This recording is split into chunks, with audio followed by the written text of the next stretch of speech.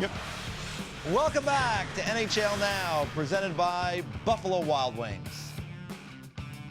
Here is a look at the NHL Central Scouting Bureau's top-ranked skaters, North American and international. The North American side, Jack Hughes from the U.S. Development Team, Bowen Byram from the Western Hockey League, the Vancouver Giants, and then Kirby Dotch. If I'm getting that correct, we'll see, maybe wrong.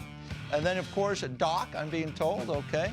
Capo Kakko from Finland, of course, had a big day today at the World Championship, scoring a couple of goals for Finland. Vasily Podkolzin from Russia, thank you very much, and Victor Soderstrom from Sweden. And joining us to look at the upcoming draft, which takes place in Vancouver in June, is our buddy Sam Cosentino from Sportsnet. And Sam, let's start with the Americans, because it seemed like there's going to be a lot of interesting American players at the upcoming draft. Well, you got to love it. And the centralization of the U.S. Under-18 program has been really key into the success of what's gone on there. And I look at the group that they have put together here this year, and it's simply phenomenal. And you look down the middle of the ice, you're fighting for time between Turcotte, Hughes, and Zegras at center ice. I mean, that in alone is creating great competition amongst these players to better themselves. And then you extend that into Caulfield and all the records he set with the goal-scoring ability he brings to the table, reminding a lot of people about Alex DeBrincat. And then, of course, even Spencer Knight as a goaltender being considered in the first round. Cameron York's had an unbelievable run with some Niedermeyer training in his background. So a really successful year for the U.S. Under-18 program. And again, I go back to the centralization of this program as key as to why it's been so successful. Well, let's talk about one of those guys, Sam. You just mentioned a person of interest in Spencer Knight. Yeah. Now, we've got him rated 17th, and it's not exactly a mock draft or anything. It's just a compilation of a lot of different services and the work that we do. Sam is a true expert on this case here for us. But tell us what you think the possibilities are of a guy like Spencer Knight going that high, and would you think it's the right move if you were running a club? Well, the possibilities of him going high, I think, are very likely, especially when you look at teams that have multiple first-round picks. We'll get to that part in a second. But the one thing about Spencer Knight that stands out is obviously the size. You look at a lot of NHL teams right now, and they're cutting off their goaltending scouting at 6'2" and under. So this guy fits the bill at 6'3", 200 pounds, a little bit like Jake Ottinger a couple of years ago, where you're looking at the character, you're looking at the calmness, you're looking at the size, the athletic ability for this guy to be able to go post to post and make the athletic plays. So I think there is a huge possibility that he ends up going into the first round. Now, if it were me as a general manager, I don't take a goalie in the first round. Multiple picks. I'm with you. I'm with you on that. Can't do it. They don't get good until they're 25 years old. I'm with you. Jordan Binnington, Frederick Anderson.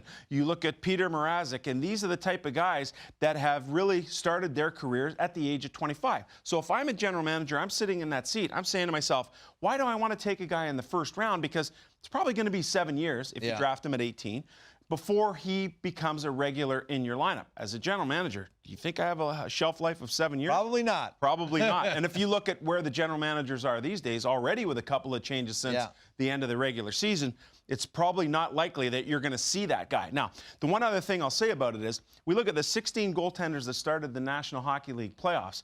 Let's go down the list. There's 2 free agents. There's 3 first-rounders. There was 10 of those 16 that were drafted in the 3rd round or later. So that tells me everything I need to know. These are playoff guys on playoff teams.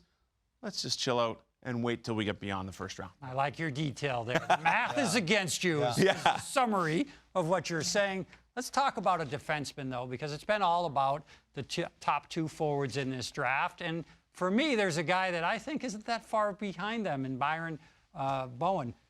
Let me hear what you have to think about this, because I would not be as set on the top 2 as everybody else is. I've been lucky. I've been exposed to this guy since he was a 15-year-old, and it's a little bit different in the Western Hockey League. As a 15-year-old, you're allowed 5 affiliate player games and in an emergency situation. So I go back to that 2016-17 season. He got into 11 games that year with the Vancouver Giants, and his then coach, Jason McKee, said, you know what? He's one of our best defensemen. Now, it wasn't on a great Vancouver team, but there were a lot of signs that this guy could do a lot of things and play in a variety of situations.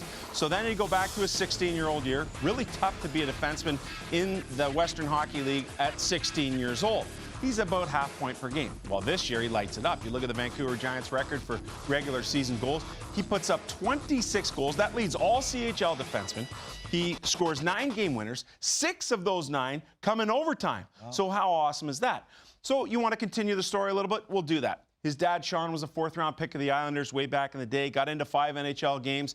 But you're looking at a guy here who won a gold medal with Canada at the Lincoln Gretzky, a guy who's got great compete level, who can play in a variety of situations for you, and he can drive the bus like that new age defenseman. Get up the ice, make that first pass, initiate the rush. And every now and then you'll see him hanging down around the goal line, which you're going to have to rein that back a little bit in the National Hockey League. But I'd rather have that wild pony you got to rein back than try and pat him in the rear end to get him going. Yeah, you never know with defensemen. They're so important to your team. A couple years back, we had a couple of forwards go 1-2, and then a fellow by the name of Miro Heiskanen went number 3. Man. He's been a pretty good player for the Dallas Stars.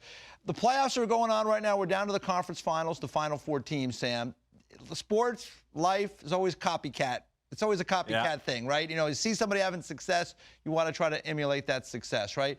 Give me your thoughts. How does the way things have shooken out here, have kind of moved forward in the playoffs? How does that maybe affect teams when they go to the draft tour? Well, EJ, it's really interesting because you go back and you talk about the LA Kings teams that were winning in 12 and 14, how they were big and heavy and how they grind you down and how they were able to play that style of game. And everyone thought, oh, we better draft those big, heavy guys because that's where we need to go. And then you look at the Chicago Blackhawks run and you think about Seabrook and Keith, Taves and Kane, and you need to have that balance of maybe smaller guys, skilled guys with a lot of speed. And then you look at the Pittsburgh Penguins, and they had a mixture of both where they were able to play with guys like obviously Malkin and Crosby and Letang and good goaltending in Murray and before that Fleury. Now we're at a point where we're looking at the teams that are left.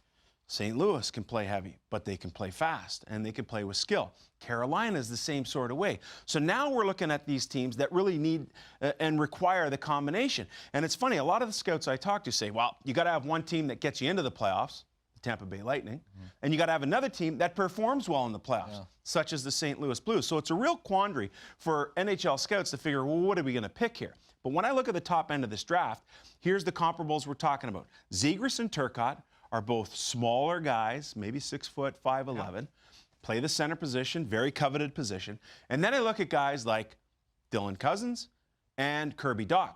6'3", one of them's 210, the other one's 180. Those are the type of guys that can play with speed, skill, and size, and they may be more coveted as a result of what we're seeing in the NHL playoffs.